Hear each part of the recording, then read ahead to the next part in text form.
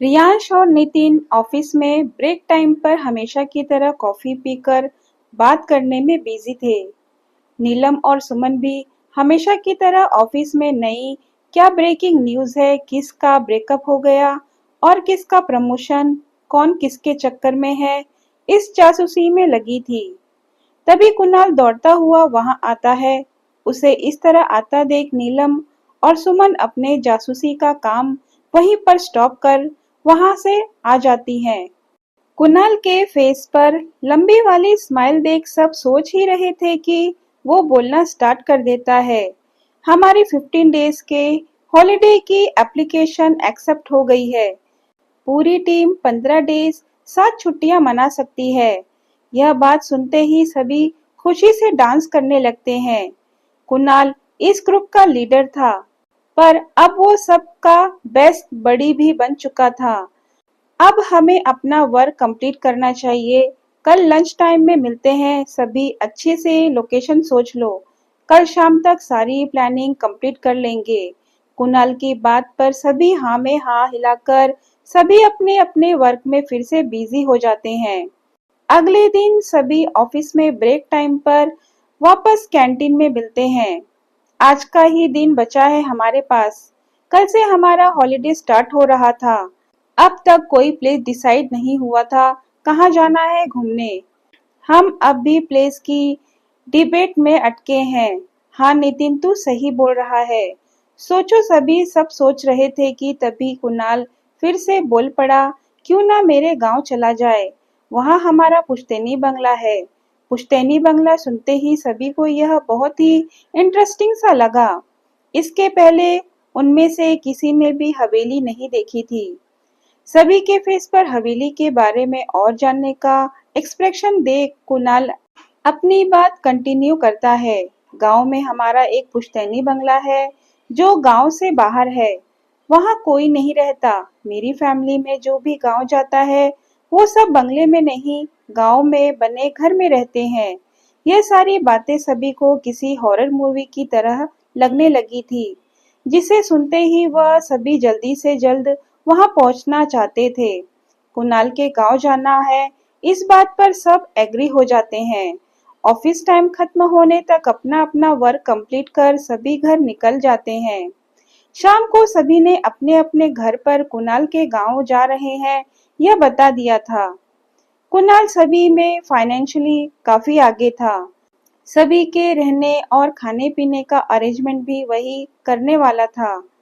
इस वजह से सभी को घर पर इमीडिएटली परमिशन मिल गई।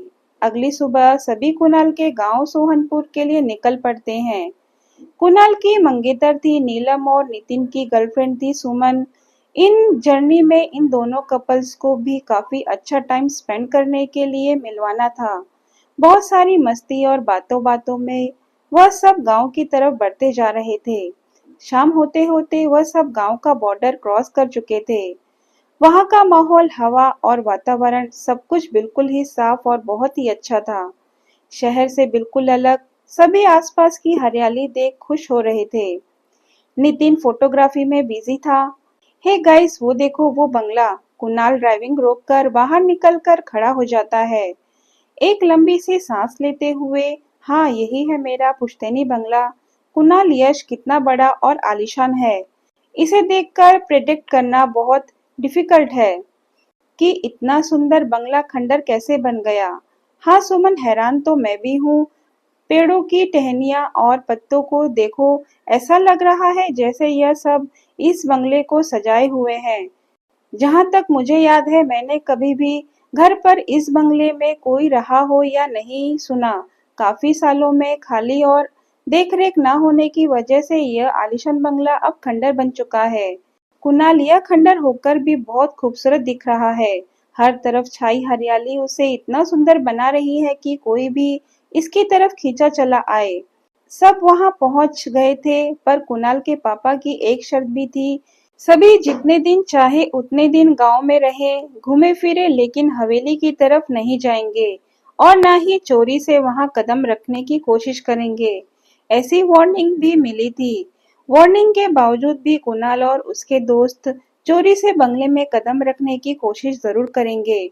कोई उनकी शर्त ना तोड़ पाए। कुणाल के पापा ने पहले ही अपनी बहन को कुछ दिनों के लिए वहां बुलवा लिया था। दोस्तों, जब तक वह सब गांव में है, तब तक बुआ हमारा ख्याल रखने के लिए हमारे साथ रुकेगी। बुआ के सामने कोई भी बंगले के बारे में गलती से भी जिक्र नहीं करेगा। यह मेरा ऑर्डर है। कुणाल ने सभी को बुआ के सामने किस टॉपिक पर साइलेंट रहना है यह पहले ही बता दिया था। लेकिन सभी इतने आज्ञाकारी भी नहीं थे कि सारी बातें मान ले या फिर वार्निंग से डर जाए। कोई भी बंगले की तरह नहीं जाएगा, यह कुणाल के पापा का ऑर्डर था, जिसे अब छुपकर ही सही उस बंगले में सभी जाना चाहते थे। क्या राज है उस बंगले का? अब बिना पता किए उनमें से कोई भी शांत नहीं बैठने वाला था। गांव में घर पहुंचने के बाद सभी ने फ्रेश होकर थोड़ा आराम किया। रात में बातों बातों के सिलसिले के साथ खाना खत्म करके ही सफर की थकान की वजह से सभी जल्दी से सोने के लिए चले गए। कुणाल के पापा किसी तरह का रिस्क नहीं लेना चाहते थे, इसलिए उन सभी की देखरेख के लिए अपनी बड़ी बहन को बुला लिया था। उनकी मौजूदगी में बंगले तक पहुंचना नामुमकिन था। बुआ या उनकी पहरेदारी में तैनात लोगों से छिपते हुए चोरी छिपे वह सब उस हवेली में चले गए। यही प्लान आगे चलकर कुणाल के लिए अनचाही मौत का एहसास और बाकी सबकी रूह कांप जाए, इस तरह का खौफ का मंजर बनने वाला था। आधी रात होते ही सभी नींद के आगोश में सो चुके थे। कुणाल और उसके दोस्त प्लान के मुताबिक बहुत ही सावधानी से बंगले की तरफ निकल पड़े थे। दिन में गांव जितना ही खूबसूरत था, वहीं रात में हर तरफ फैले अंधेरे में उतना ही डरावना। जरा से आते हवा के झोंके उस अंधेरे में किसी की मौजूदगी का एहसास दिलवाने लगते। काली अंधेरी रात में हर तरफ खामोशी का सन्नाटा। बांस के पेड़ जब आपस में टकराते तो और भी भयानक लगने लगते। उनसे आती आवाजों से ऐसा लगता जैसे वो हवेली के तरफ बढ़ते हुए लोगों की तरफ ही बढ़ रहे हों। ये व्यू और आवाजें कितनी डरावनी है ना, हॉरर मूवी की तरह, जैसे ये हमें चेतावनी देने की कोशिश कर रहे हों। हमें सुबह ही हवेली चलना चाहिए, यह हम सब के लिए खतरनाक हो सकता है। नीलम को डरता देख कुणाल उसका हाथ पकड़ लेता है। मैं हूं ना, हम सब सेफ हैं। मॉर्निंग में सबसे छुपते हुए भी हमारा यहाँ आना इम्पॉसिबल है। वैसे भी थोड़ी देर में हम हवेली तक पहुंच जाएंगे। डर के साथ सभी बहुत ही एक्साइटेड थे, हर खतरे से बिल्कुल अनजान, और यह सोचना कि यह सब एक अच्छा एडवेंचर, यह बात बिल्कुल ही गलत साबित होने वाली थी। जो डर और दहशत के उस मंजर को वह सब पूरी रात देखने वाले थे, उसकी कल्पना किसी ने भी नहीं की थी। थोड़ी ही देर में सभी बंगले के पास पहुंच चुके थे। रात के लगभग 2 बज चुके थे। बादल पूरी तरह छट चुके थे। अमावस का आधा चांद जो कुछ देर पहले बादलों में छुपा हुआ था, बादल हटते ही आसमान में साफ साफ दिखाई देने लगा था। चांद की रोशनी में बंगले के ऊपर बैठा उल्लू भी किसी दैत्य की तरह लग रहा था। उन सभी को वहां देख वह उल्लू जोर जोर से आवाज करने लगता है। कुणाल, ये उल्लू ऐसा लग रहा है जैसे हमारा ही इंतजार कर रहा था, और अब यह किसी को मैसेज दे रहा हो। शिकार आ चुका है, अब होगा बंगले में शिकार। कहते हुए नितिन जोर जोर से हंसने लगता है। उसके इस मजाक पर कोई नहीं हंसता, बल्कि सभी की गुस्से से लाल हुई आंखें उसे ही देख रही थी। सभी के एक्सप्रेशन को देख नितिन समझ जाता है कि उसने गलत टाइम पर जोक मारा है। अब उसका चुप रहना ही ठीक है। कुणाल आगे और सभी उसके पीछे चलते हुए उस बंगले के दरवाजे के पास पहुंच जाते हैं। नितिन दरवाजे पर तोचा मारता है। दरवाजे पर एक बहुत ही बड़ा ताला लटका हुआ था, जिसे देखकर वह समझ गए थे कि इसे तोड़ पाना मुश्किल है। हमें अंदर जाने के लिए कोई और दूसरा रास्ता ढूंढना होगा। इस ताले को तोड़ना मुश्किल है, और चांस यह भी है कि अगर ज्यादा आवाज की तो गांव वाले यहाँ आ सकते हैं। इसलिए अंदर जाने का कोई और दूसरा रास्ता ढूंढना होगा। कोई खिड़की जो खुली हो, या मेरे अंदाजे से किसी खिड़की का कांच टूटा हो, ऐसा रास्ता जिससे हम बहुत ही आसानी से हवेली के अंदर घुस जाएं। हर तरफ टॉर्च के उजाले से रियांश हवेली के पीछे वाले हिस्से की तरफ बढ़ने लगता है। सभी उसके पीछे चलने लगते हैं। मिल गया, इस खिड़की का कांच टूटा हुआ है। सुमन आगे बढ़कर टूटी हुई खिड़की में हाथ डालकर खिड़की खोल देती है। थोड़ी ही देर में एक एक करके सभी बंगले के अंदर चले जाते हैं। बहुत सालों से वहां कोई नहीं रहता था। इस वजह से हर जगह मकड़ी के जाले, धूल और गंदगी थी। मकड़ी के जालों और धूल की वजह से कभी आलीशान और सबसे खूबसूरत रहा बंगला आज पूरी तरह खंडर में तब्दील हो चुका था। बंगले के अंदर दाखिल होते ही सभी की बेचैनी और बढ़ने लगती है। क्या राज है इस बंगले का? क्यों इसे बंद करना पड़ा? इस तरह के कई सवाल जिनके जवाब ढूंढने के लिए सभी अलग-अलग होकर उस भूतिया बंगले में घूमने लगते हैं। टॉर्च ने भी कुछ देर में जवाब दे दिया। अब हर तरफ अंधेरा तो था, लेकिन अंदर लगे कांच के झरोकों के बीच से चांद की हल्की-हल्की रोशनी से वहां पूरी तरह अंधेरा नहीं था। उस हल्की रोशनी के सहारे सभी आगे बढ़ रहे थे। सभी के लिए यह एक एडवेंचर गेम की तरह था, जैसे कोई एडवेंचर ट्रिप हो। सभी ने अलग-अलग होकर ढूंढने का डिसीजन लिया, जिसने कुणाल और नितिन अलग होकर हर कमरा देखने लगते हैं और शियांश के पीछे सुमन और नीलम चल रही थी। चलते हुए कुणाल के बढ़ते कदम एक कमरे के पास पहुंचते ही रुक जाते हैं। उस कमरे में काफी रोशनी थी, जिसे देखकर कुणाल को बहुत ही अजीब लगता है। यहाँ तो हर तरफ जाले और धूल, लाइट कनेक्शन भी नहीं है। फिर इस कमरे में रोशनी कैसे? जब यहाँ कोई रहता नहीं तो यह कमरा बाकी कमरों से इतना साफ कैसे है? कहीं चोर तो नहीं रहते यहाँ? कमरे से आ रही रोशनी कुणाल को और भी बेचैन कर रही थी। कुछ देर सोचने के बाद कुणाल उस कमरे में दाखिल हो जाता है। कमरे के अंदर का नजारा देख कुणाल की आंखें फटी की फटी रह जाती है। बेहद ही खूबसूरत सा वह कमरा अपने समय की आलीशानता की गवाही दे रहा था। कमरे की सजावट से ऐसा लग रहा था जैसे यह किसी नव दंपति जोड़े के लिए सजाया गया हो। कमरे में चारों तरफ देखते हुए कुणाल की नजर उस सेज पर दुल्हन के जोड़े में लंबे घूंघट में बैठी औरत पर पड़ती है। कौन है ये दुल्हन? क्या चल रहा है यहाँ? कुछ पल सोचने के बाद कुणाल उस दुल्हन की तरफ उसके पास पहुंच जाता है। कौन है आप? ये बंगला मेरा है।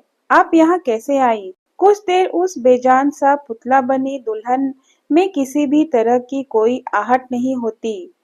उस दुल्हन को इस तरह बेजान सा पुतला बना देख हिम्मत कर कुणाल दुल्हन का घूंघट उठाने के लिए हाथ आगे बढ़ा रहा था कि उसे एक अपने पीछे से किसी की आवाज सुनाई देती है। कुणाल, तू इस कमरे में क्या कर रहा है? वो दुल्हन यार कहते हुए नितिन दुल्हन की तरफ फिर से मुड़ता है, लेकिन इस बार का मंजर देख कुणाल के पैरों तले जमीन खिसक जाती है। आलीशान खूबसूरत सा वह कमरा जले हुए कमरे में तब्दील हो चुका था। हर तरफ जाले और राख। सामने बैठी वह दुल्हन भी गायब हो चुकी थी। कुणाल के चेहरे पर परेशानी साफ साफ दिखाई दे रही थी। नितिन समझ नहीं पा रहा था कि कुणाल को क्या हुआ है। यहाँ क्या कर रहे हो कुणाल? नितिन, यह कमरा पहले ऐसा नहीं था। यहाँ लाइट थी, कमरा पूरी तरह डेकोरेट था और सामने बड़ा सा बेड था, जिस पर घूंघट में एक औरत बैठी थी। तेरी आवाज पर मैं पीछे पलटा और ये कमरा खंडहर बन गया। सब कुछ गायब। कुणाल की ऐसी अविश्वसनीय बातें सुन नितिन को यह एहसास हो रहा था कि कुछ तो गड़बड़ है। कुणाल मेंटली काफी स्ट्रांग है, फिर हेलोसिएशन होना वो भी कुणाल को। उस समय कुणाल की बात को अवॉइड करना ही नितिन को ठीक लगा। कुणाल, चल, आई थिंक हम सबके लिए यहाँ रुकना अब डेंजरस हो सकता है। सबको ढूंढकर जल्द से जल्द यहाँ से निकल जाना चाहिए। नितिन की इस बात पर सहमत होते हुए वह दोनों उस कमरे से निकल जाते हैं। वहीं दूसरी तरफ रियांश के पीछे चलते हुए नीलम ऊपरी मंजिल के कमरों तक पहुंच गई थी। सीढ़ियों पर चढ़ते हुए वह इस बात को बिल्कुल भूल गए थे कि सुमन कहीं खो गई है। इस बात का एहसास उन दोनों को तब हुआ जब रियांश अचानक पीछे मुड़ा, जहां उसे सिर्फ नीलम ही दिखाई दी। सुमन कहाँ है? नीलम भी हैरान थी। इतने देर में उसे भी पता नहीं चला कि सुमन उनके साथ नहीं है। दूसरी तरफ सुमन किचन वाले हिस्से में स्थित हॉल की तरफ पहुंच चुकी थी, जहां बड़ा सा डाइनिंग टेबल था। वहीं एक टेबल पर वह बैठ गई। सब में से कोई तो मिल जाएगा सोचकर उसने वहीं रुकना ठीक समझा। थोड़ी ही देर में सुमन को एहसास होने लगा जैसे किसी ने उसके दोनों पैर पकड़ लिए हैं। अपने पैरों पर तेज होती पकड़ का अंदाजा कुछ ही पलों में बिल्कुल सही निकला। टेबल के नीचे झांकते ही एक पल के लिए सुमन की सांसें ही मानो अटक गई हो। टेबल के नीचे दो हाथ जो पूरी तरह जल चुके थे, हाथों में बड़े बड़े छाले, वह हाथ जो बिना डेड बॉडी के उसका पैर पकड़े हुए थे। अब सुमन पूरी तरह डर चुकी थी। ऐसे किसी मंजर की बिल्कुल भी कल्पना नहीं की थी उसने। वहां से भागने के लिए जैसे ही वह अपना सर डाइनिंग टेबल से अंदर से बाहर निकालती है, सामने का मंजर देखते ही वह इतना जोर से चिल्लाई। सुमन की चीख सुनते ही सब बुरी तरह डर गए और उसे ढूंढने लगे। पूरी तरह दुल्हन के लिबास में सजी औरत बिल्कुल उसके सामने बैठी थी, जिसके शरीर पर दोनों हाथ नहीं थे। सुमन को समझने में देर नहीं लगी कि इस दुल्हन के कटे हुए हाथों ने ही उसके पैर पकड़े थे। यह दहशत का माहौल इस कदर होता जा रहा था कि कोई समझ नहीं पा रहा था वहां क्या हो रहा है। हवेली में चांद की रोशनी इतनी हो चुकी थी कि सब साफ साफ दिखाई देने लगा था। उस दुल्हन का एक तरफ का चेहरा पूरी तरह से जल चुका था, आंखें बिल्कुल सफेद जिसमें किसी तरह का कोई बिंदु नहीं था। बड़े बड़े बाल और लंबे लंबे नाखून, शरीर पूरी तरह से जल चुका था। हर तरफ उसके शरीर से गिरते कीड़े मकोड़े और शरीर पूरी तरह जलाकर सड़ चुका था, जिससे आती बदबू असहनीय थी। पलक झपकाते ही वो हवा में उड़ने लगती है। सुमन लगभग बेहोश होकर गिरने वाली ही थी, तब तक कुणाल, रियांश और नीलम वहां पहुंच जाते हैं। सुमन को कुछ देर में होश आने पर सभी को अपने पास पाती है। आसपास उसे वह दुल्हन नहीं दिखाई देती है। डर की वजह से सुमन का शरीर आग की तरह तप रहा था। सुमन सबको देखकर रोने लगती है।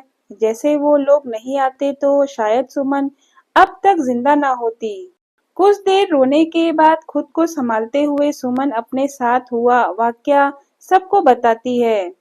सुमन की बातें सुनते ही कुणाल को वह कमरे में हुई घटना याद आ जाती है और वह सबको सेज पर बैठी दुल्हन के बारे में बताता है।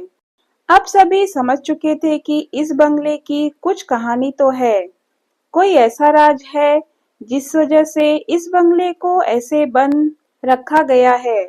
सभी का अटेंशन सुमन की तरफ था, जिसमें वह नोटिस नहीं कर पाए कि नितिन गायब है।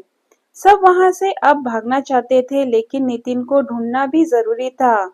आज शायद सभी के लिए यह रात आखिरी रात साबित होने वाली थी। मौत हर पल वार करने के लिए तैयार बैठी थी। यह बात सभी समझ चुके थे। सुमन और नीलम, अभी डरने का वक्त नहीं है। हम सब यहाँ साथ आए हैं तो यहाँ से बाहर भी साथ ही निकलेंगे।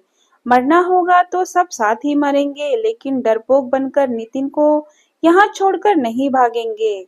कुणाल की हाँ में हाँ मिलाते हुए सुमन और नीलम भी कुणाल के साथ रियांश को ढूंढने के लिए आगे बढ़ने लगती हैं। वहीं दूसरी तरफ नितिन किसी के बुलाने की आवाज की तरफ आगे बढ़ रहा था। आवाज बंद होते ही उसे अपने पीछे किसी के होने का एहसास होता है। जब वह पीछे मुड़कर देखता है तो वह दुल्हन के जोड़े में एक औरत थी। वह 2 बार वार करने में असफल रही थी। वह नितिन को गले से लगा लेती है। उसके गले लगते ही नितिन सब कुछ जैसे भूल जाता है। कुछ पल के लिए नितिन भी उसके प्यार में डूब सा जाता है। जैसे ही नितिन उसे गले से हटाकर देखने की कोशिश करता है तो उसे सुमन की याद आ जाती है। लेकिन जिसने उसे गले लगाया था वह सुमन नहीं थी, एक जली हुई दुल्हन जो बहुत ही बदसूरत, जिसके लंबे लंबे नाखून। नितिन समझ चुका था कि वह पूरी तरह फंस चुका है। यह चुड़ैल है जो कुछ ही देर में उसे मार देगी। चुड़ैल ने अपने नाखून नितिन के गले पर जोर से धंसाना शुरू कर दिया। दर्द की वजह से नितिन जोर-जोर से चिल्लाने लगता है। नितिन की आवाज सुनकर सभी आवाज के पीछे दौड़ने लगते हैं।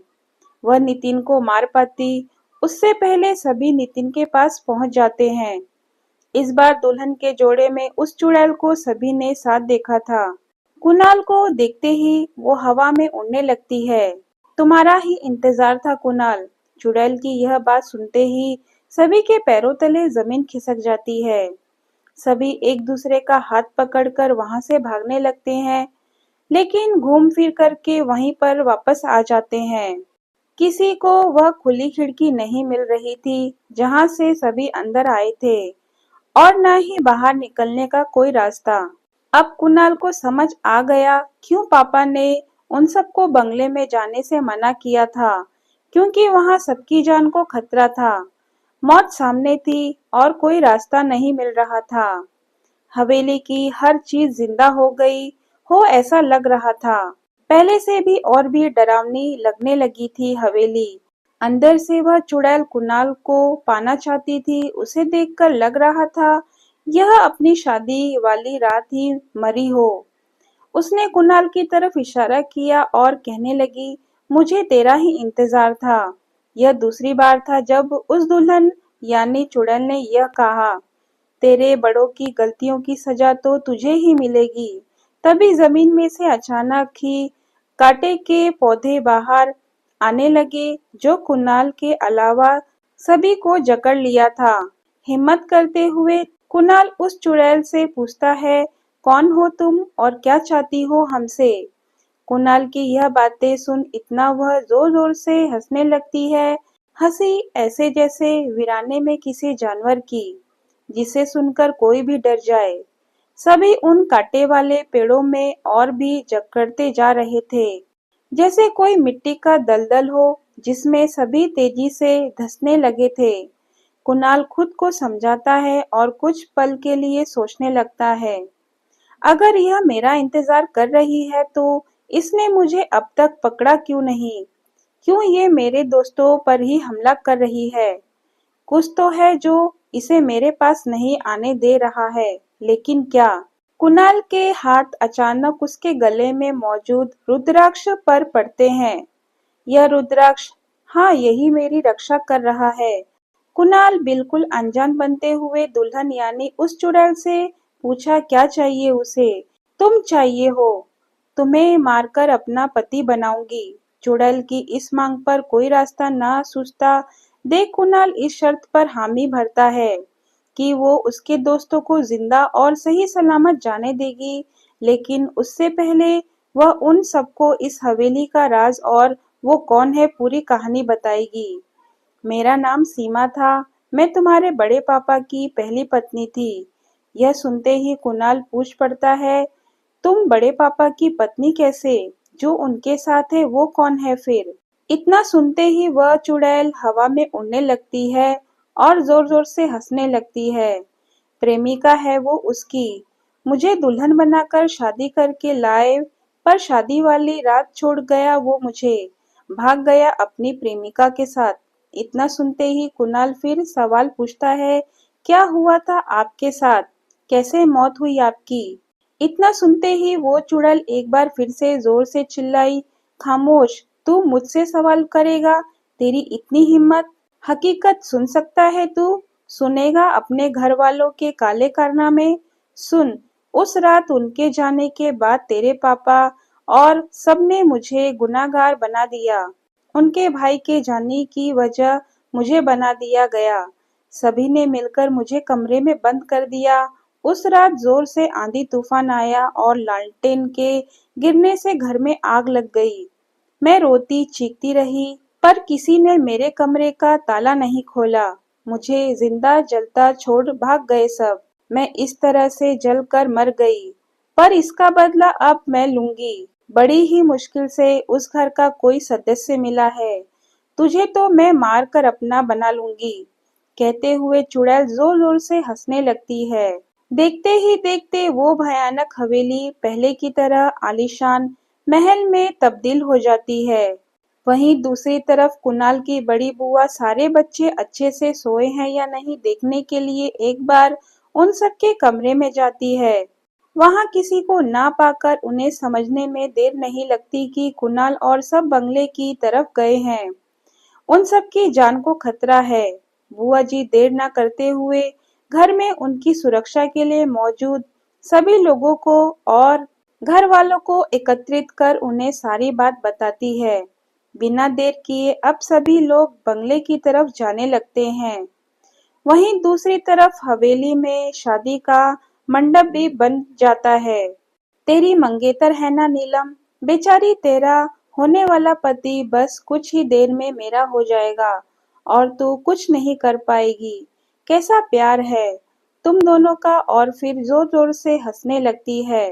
पर कुणाल की शर्त के अनुसार उसने सभी को उन कांटे वाले पौधों से आजाद किया और दलदल से भी। वहां कुणाल की बुआ जी पंडित और घरवालों के साथ हवेली पहुंच चुकी थी। हिम्मत करके नीलम कुणाल के गले लग जाती है। कुणाल, हम साथ जिएंगे और साथ ही इस दुनिया से जाएंगे। यह सुनते ही वह चुड़ैल गुस्से से तिलमिला उठी, पहले से भी ज्यादा डरावनी। इस बार सीधा वार नीलम पर किया, जिस वजह से नीलम के सर में बहुत चोट आती है। नीलम के बाद वह किसी पर हमला कर पाती, उसके पहले ही हवेली का दरवाजा खुल चुका था। मंत्रों की आवाज हवेली में गूंजने लगी थी। वो आलीशान बंगला एक वीराना खंडर में तब्दील हो चुका था। मंत्रों के आगे वह चुड़ैल काफी कमजोर हो चुकी थी। सूरज की पहली किरणें उस हवेली में दाखिल हो रही थी, जिस वजह से वह पहले से काफी कमजोर हो चुकी थी। पंडित जी ने मंत्रों से उस चुड़ैल यानी दुल्हन को कुछ ही देर में कैद कर लिया। यह घटना ने सभी को एक सबक सिखाया। भूतिया बंगले से बाहर निकलते ही कुणाल और सभी ने राहत भरी एक लंबी सांस ली।